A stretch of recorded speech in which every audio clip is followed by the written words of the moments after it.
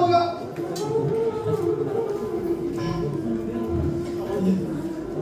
तेव्हा तो सरदार आणि आमच्या मातीबाई अशा एकदम चिटकून उभ्या होत्या. मेल्या तुझी वाचा बंद पडत नाही वाटतं.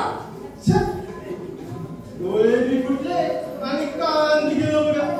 म्हणून असं जिभेचा पट्टा चालवलाय वाटतं. काय डोळ्यांचा आणि आंखणीचा काय संबंध? बरोबर